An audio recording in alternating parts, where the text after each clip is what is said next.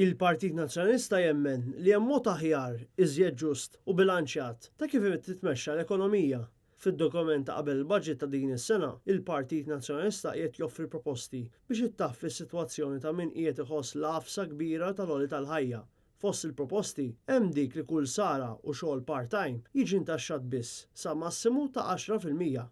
Dwar dawn il-proposti mill-Partit Nazzjonalista, NetNews kompla jieħu aktar reazzjonijiet tal-imsieħba soċjali fosthom tad-Direttur Ġenerali tal-Assoċjazzjoni ta' Minħaddem, l-MEA, Joe Farrugia. Aħna naħsbu li l-idea ta' dal-aħħar snin tal-Partit Nazzjonalista li joħroġ pre-budget document hija pożittiva u fil-fatt anke fil-laqgħa li kellna mal-kap tal-partit esprimejna s-sodisfazzjon tagħna ċertu ideat li fih. Farrugia qal li numru ta' idejat fid-dokument fosthom l-ambjent u l-manifattura jista' jiġu attwati minn dan il-gvern fil-budget li jmiss.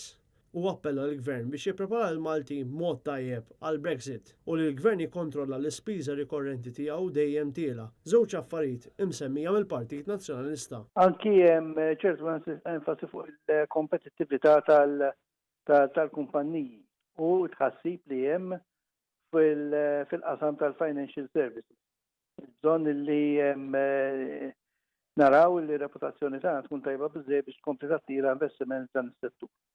Il-President tal-Assoċjazzjoni tal-Lukandira u Ristoranti, Tony Zara, qal li f'dan id-dokument il-Partit Nazzjonalista ta' widen lil dak li qed jgħidu l-unions, b'numru ta' proposti inklużi fid-dokument. Hawn semma l-kapaċità ta' kemm jiflaħ turisti u barranin dal-pajjiż u t-titjib tal-prodott turistiku Malti b'appell lill-Gvern biex jagħmel aktar ħalli l-pajjiż jibqa' kompetittiv ma' destinazzjonijiet oħra. Intant, il-Partit Nazzjonalista fi stqarrija qal li l-mudell ekonomiku tal-Gvern Laburista qiegħed ikompli jafas lil middle class u dawk li jaqilgħu lanqas. Dan għaliex qed iħossu morsa doppja fejn min-naħa waħda l-Gvern qiegħed iżomm il-pagi baxxi, filwaqt li min-naħa l-oħra qiegħed iwassal biex il-prezzijiet jolew. Dan joħroġ ċar mill-istatistika maħruġa kemm mill-Unjoni Ewropea kif ukoll mill-istatistika uffiċjali tal-Gvern.